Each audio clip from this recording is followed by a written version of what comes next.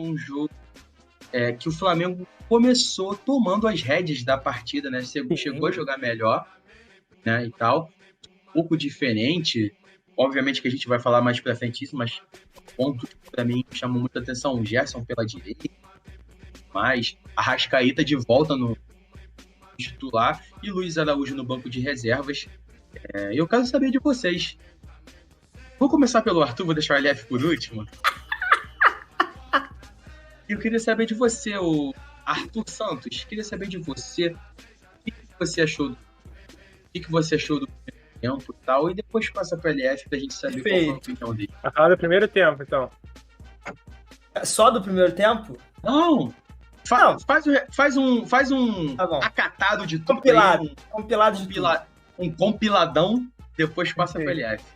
Cara, a parada é a seguinte, me surpreendeu, tá? São Paulo me surpreendeu um pouco com essa escalação, principalmente, igual você falou, pelo Gerson pela direita, né? Porque geralmente a gente tá acostumado a ver o Gerson caindo mais pela esquerda com o São Paulo durante essa temporada e afins.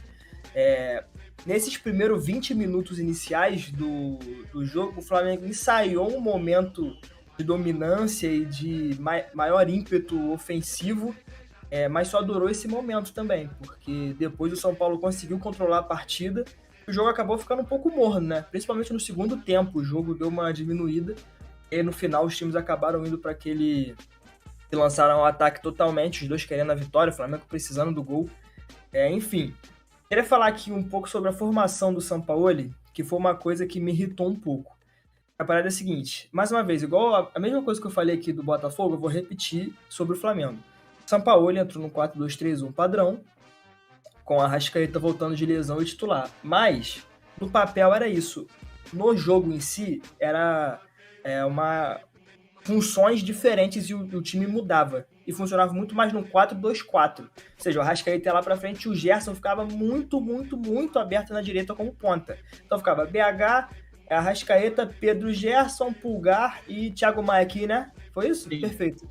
Pulgar e Thiago Maia. Qual que é a ideia disso? Foi igual que eu falei aqui anteriormente, empurrar o São Paulo para trás e ter essa presença no ataque que o Flamengo conseguiu até certo momento do primeiro tempo. Povoar o meio-campo também, né, cara? Porque na primeira partida, o meio-campo do Flamengo era uma várzea. Ficou aberto. Era a mesma distância daqui de casa até Nilópolis e até a casa do LF. Dava para construir um mundo ali. Mas enfim, e aí o Flamengo tentou, igual eu falei, ensaiou esse momento, mas acabou que depois o São Paulo conseguiu controlar o jogo. Vini falou do Gerson, queria chamar a atenção pro jogo do Gerson, principalmente no primeiro tempo, que eu achei interessante, tá? O Gerson começou na direita, conseguiu se movimentar bem, conseguiu criar algumas jogadas ali, botar um foguinho, e teve aquela chance que ele curiosamente aparece pelo lado esquerdo, né?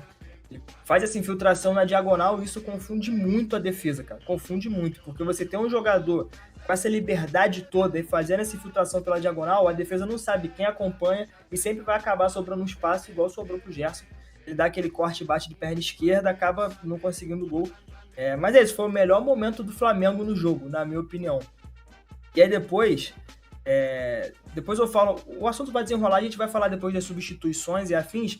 Eu vou voltar a falar o porquê que eu fiquei incomodado com as substituições do Sampaoli e pela forma como ele mexeu no time. Mas eu tô ansioso para ver os comentários de LF Albuquerque hoje. Eu posso pegar minha pipoca ou quer que eu espere ele começar? Não, pô. Cara, assim, falar um pouco sobre o jogo, já que vocês querem tanto que eu fale. Acho que eu vou frustrar um pouco vocês, porque eu não tô puto nem nada.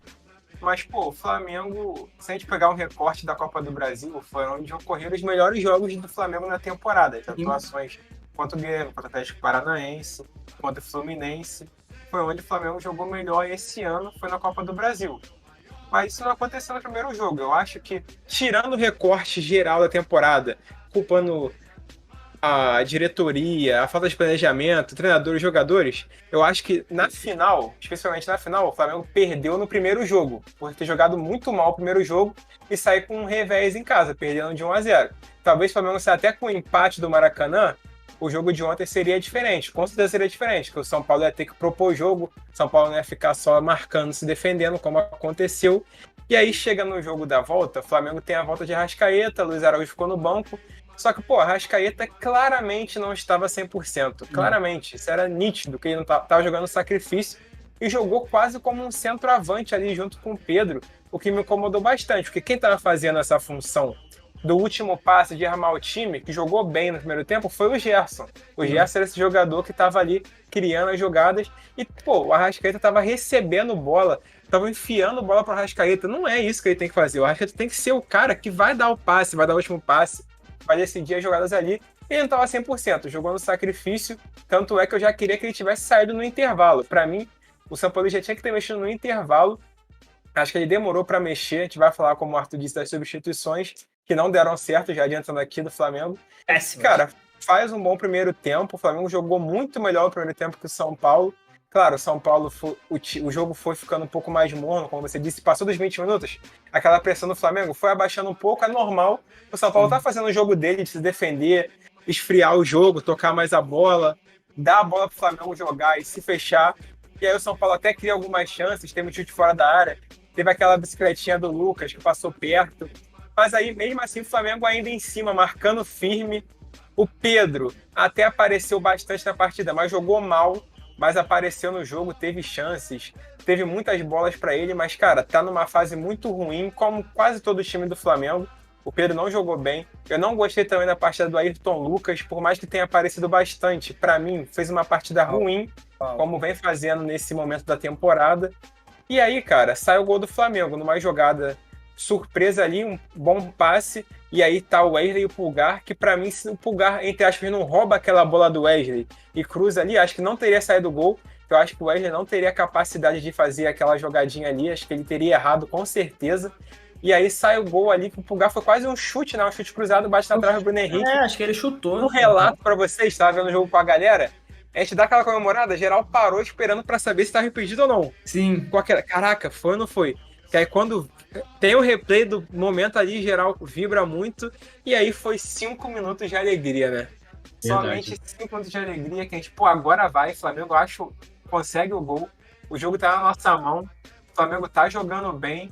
Fala aí, diretor. Antes de chegar na parte do gol, assim, uma coisa que eu tava notando durante o primeiro tempo é que dificilmente, isso aconteceu durante todo o jogo, dificilmente algum atacante do Flamengo recebia a bola no sentido do gol adversário. Sempre era de costas pro gol, sabe? O Arrascaeta teve que fazer muito isso. Então assim, até o Arrascaeta girar pra sair da marcação e tentar achar algum passe em profundidade, nisso ele perde tempo. E assim, Sim. ele demora pra sair do primeiro jogador. Beleza, o Arrascaeta também não tá com tanto ritmo de jogo. Então ele demora pra sair do primeiro, mas nisso a marcação já consegue chegar. Ou então a marcação fecha nas opções de passe. E o gol sai justamente... Uma coisa que eu tava reparando antes do gol, que toda jogada ofensiva que o Flamengo tentava, passava pelo Fabrício Bruno. Porque essa jogada começava com o Rossi, Fabrício Bruno, Léo Pereira, e o Fabrício Bruno tentava acionar o Wesley, que tava sempre muito espetado. Porque o Ayrton Lucas era nulo ofensivamente. Nulo. Ele tentava aparecer, mas assim, pra criar, ele não fazia nada. Sabe? Ele tentava uma triangulação com o Bruno Henrique, mas a parte dele, ele não acertava nada. Tanto que muitas vezes o Pedro caía ali pela região onde era pro Ayrton Lucas estar fazendo um apoio mais intenso. Só que ele não estava conseguindo fazer nada. Eu lembro muito que o Arthur sempre exaltou muito o Ayrton Lucas lá pra abril, março, não sei. Cara, é impressionante o que o São Paulo fez com ele. Absurdo. Ele não era gênio. Assim, a gente tem um referencial de jogador gênio que é o Felipe Luiz. Mas pro padrão brasileiro, o Ayrton Lucas era muito bom. Mas o quanto ele decaiu é absurdo. E assim, eu acho... primeiro gol, Fala, desculpa. só terminar aqui, depois do primeiro gol, o Flamengo o Flamengo vai pressionando em si, continua pressionando e quase faz o segundo. Logo de imediato, uma jogada do Bruno Henrique pra cima do Rafinha. Sabe, assim, naquele momento o time acreditou. Só que aí acontece o gol do Nestor que, assim, é felicidade rara dele. Não só dele, mas de qualquer jogador. Um chute daquele é felicidade rara. E tipo, eu acho que a má fase do Ayrton Lucas não é porque o jogador foi pra seleção e aí, tá com preguiça, nada do tipo. Eu acho que, tipo assim, eu acho que é mais ou menos o que acontece com o Everton Ribeiro também, sabe? que é por conta dos técnicos que passaram que não souberam extrair o melhor dos jogadores. Por exemplo, com o Vitor Pereira, por mais que o Vitor Pereira não seja um técnico absurdo e tal, que saiu até com certa porcentagem grande de ódio, né, dos torcedores do Flamengo, mas um dos pontos positivos do Vitor Pereira é o Pedro, que vinha fazendo uma ótima campanha, né? Até hoje é o goleador do Flamengo, né? O artilheiro do ano do Flamengo, por conta dos gols, que a maioria foram feitos enquanto o Vitor Pereira era técnico. E o Ayrton Lucas também colheu os seus frutos com o Vitor Pereira. E eu acho que o Sampaoli está conseguindo extrair o pior dos jogadores ao invés do melhor, sabe? Que ele coloca um time que... Qual é o principal âmbito para vocês do Ayrton Lucas? Para mim, ele é um bom lateral que tipo assim, não compromete defensivamente, mas o Ayrton Lucas é 100% ofensivo, entendeu? As principais características dele são atacando. A gente não tem nem discussão disso, né? Dado o momento, quando o Flamengo mais precisava de gols, ali nesse período que o Maurício até falou, que a gente estava exaltando o Ayrton Lucas, né? Em abril, maio, ele era a principal... Ele tinha, né? As principais ações ofensivas do clube. Então, eu acho complicado isso, tanto com ele quanto com o Everton Ribeiro, né? Eu acho que falta extrair, né? O técnico extrair o melhor do jogador e tentar entender como que ele funciona melhor. Eu acho que gira muito em torno disso, né? E a respeito do gol do São Paulo, queria saber de vocês, né?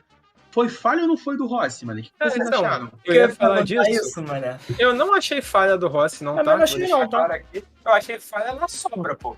Porque não só nesse jogo, mas desde que o São Paulo chegou, uma coisa que me incomoda, o Flamengo não ganha uma sobra, não ganha uma bola que sobra de escanteio, falta, lateral, o que seja. Sempre é pro time adversário.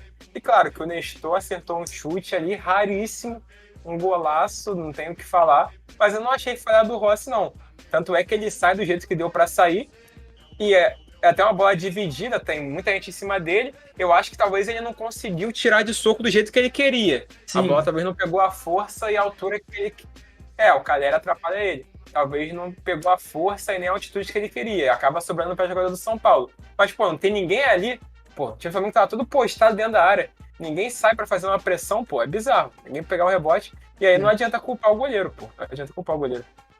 Mas eu não acho como falha, mas essa bola ela não deve ser afastada para meio da área. Ela deve ser afastada pela lateral. Se for assim, você não vai afastá-la para o meio da área.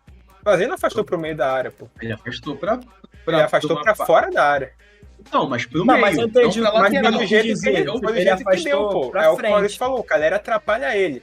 Ele tentou ali do jeito que deu. Ele vai dar dividida e dá o soco na bola, pô. Ele não teve muita chance de direcionar a bola. Por isso que eu falei, eu acho que ele não conseguiu tirar do jeito que ele gostaria 100%, sabe?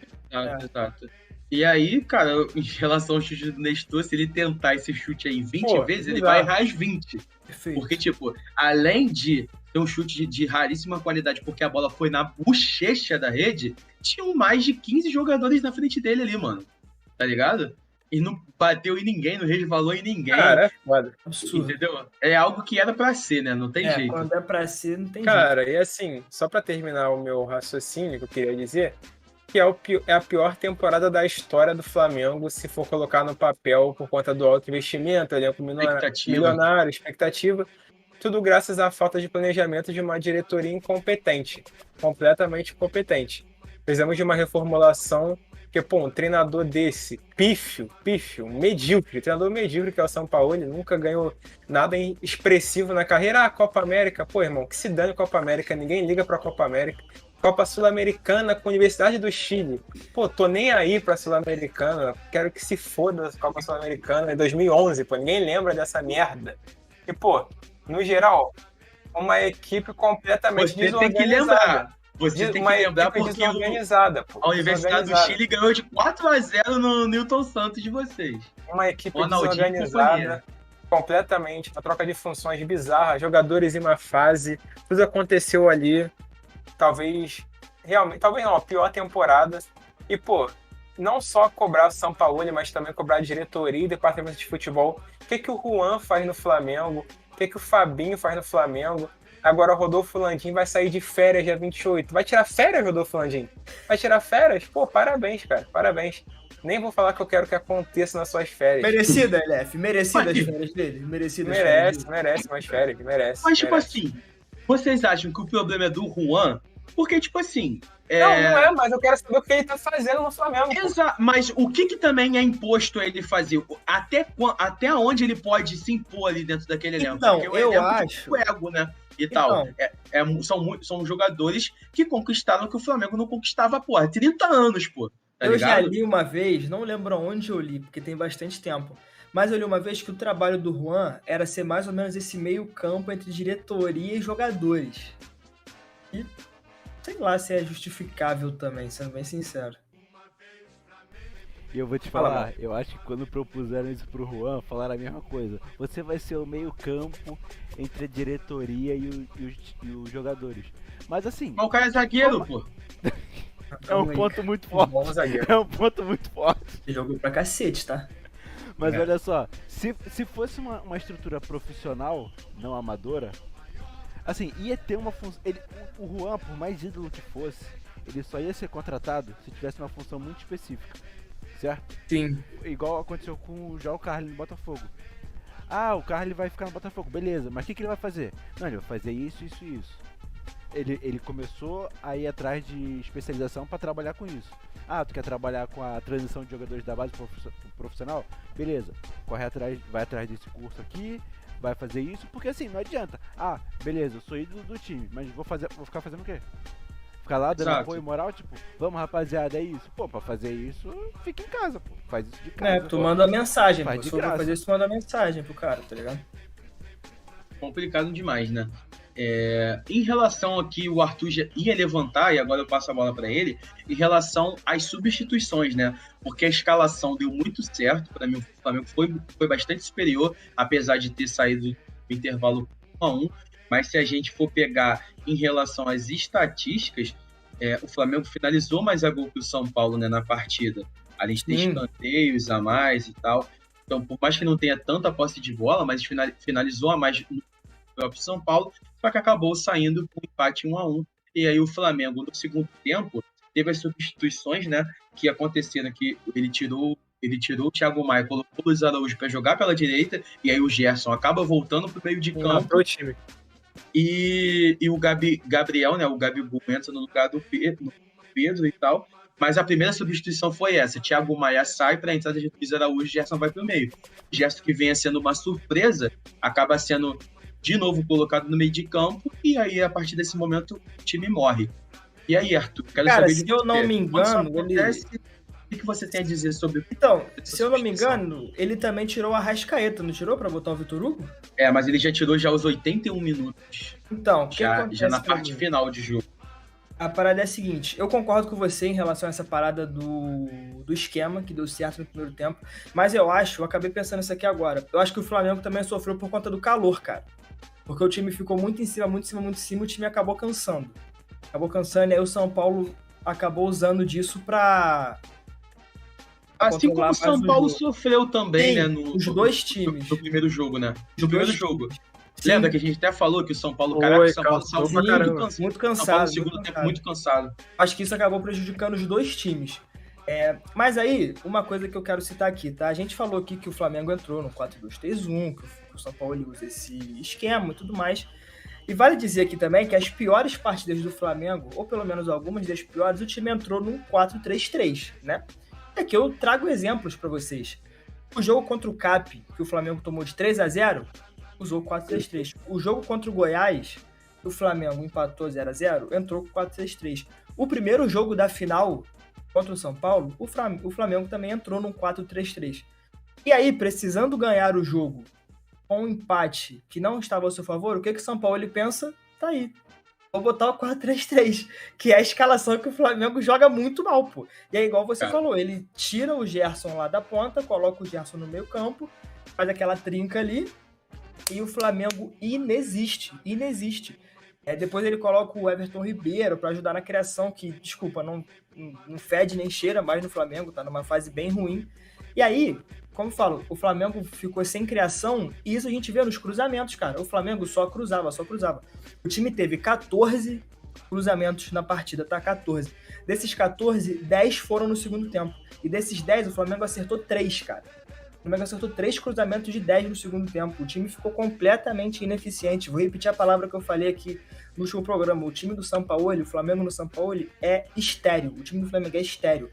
Não tem como surgir nada do Flamengo. O time não cria, o time não tem nenhuma tentativa de vida, o time é apático, o time é branquelo em campo, o time é quase que fantasmagórico em campo, cara. Você percebe essa é a palavra. Pô, o time simplesmente não apresenta vida, cara, com o Sampaoli, não apresenta vida. Enfim, bizarro. É um resultado que, de novo, o Def disse muito bem.